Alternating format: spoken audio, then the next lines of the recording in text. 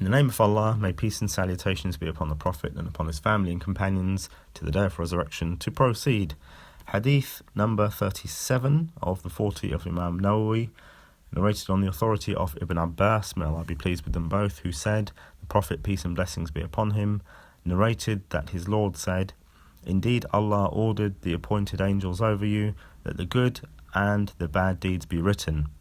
Then he showed the way how to write them.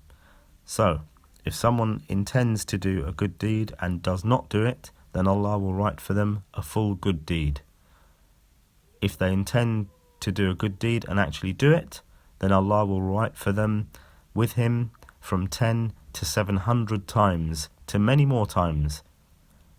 And if someone intended to do a bad deed and does not do it, then Allah will write for them a full good deed.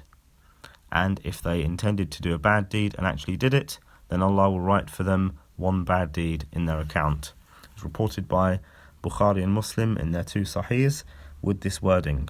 So this is a type of hadith that has proceeded with us, the hadith in which the Prophet, peace and blessings be upon him, reports on what Allah, the Most High, has said, and it's the hadith al-Qudsi, or it's referred to as al-Qudusi, or al-Hadith al-Ilahi, the hadith that is connected to Allah, the hadith that is holy. It could be translated, or it could be translated as the hadith connected to Allah. But really, this is the translation of this isn't really necessary.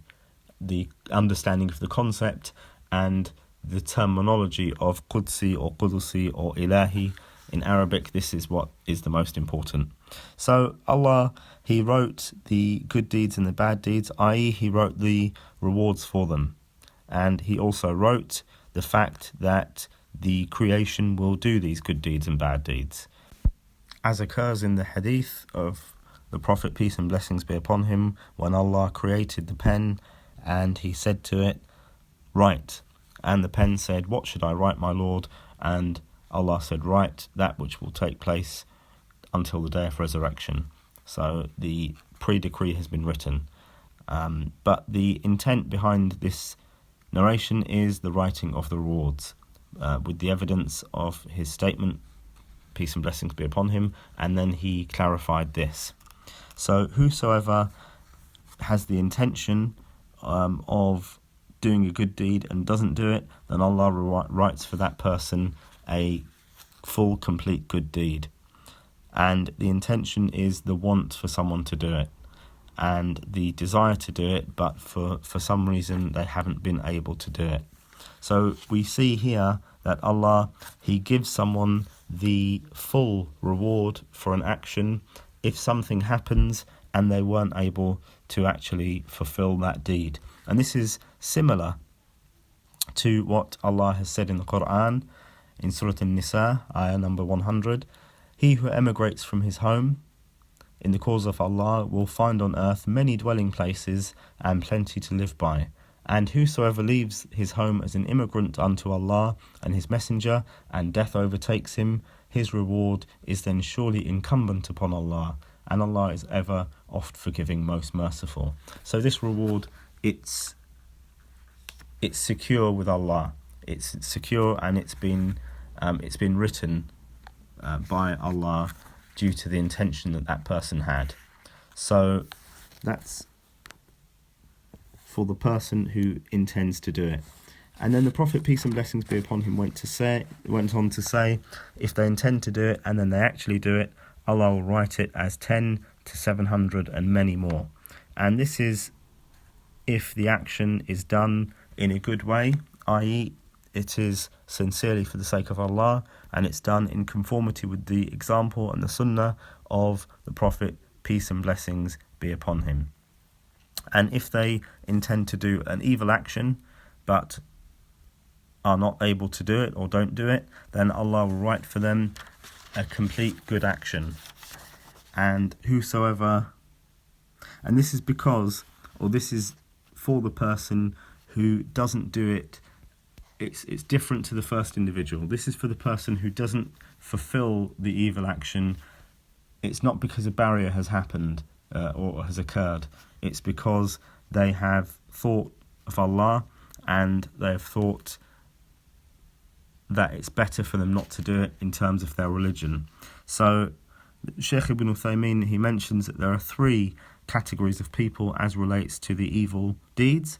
The first are those who try as much as they can to do it, and due to some external barrier, they cannot do it, but their endeavour is to do it. And the ruling for this person is that they receive a complete sin, one complete sin. The second is that the person intends to do a sin, but then they abstain from this intention because they just don't wish to do it anymore. So they intend to do it, and then they don't wish to do it anymore, and this isn't due to fear of Allah or any consciousness of Allah. And the ruling for this one is that they have no good deed written for them or no sin written against them. The third is that they intend initially to do an evil deed, and then they think of Allah and they have fear of Allah, and then they leave it for Allah's sake. And this is the person who has a good deed written in its completeness. And this is like the statement of Allah, whosoever comes with a good deed, then they will have 10 times its value, and whoever comes and performs an evil deed, then they will not be rewarded except for with its like.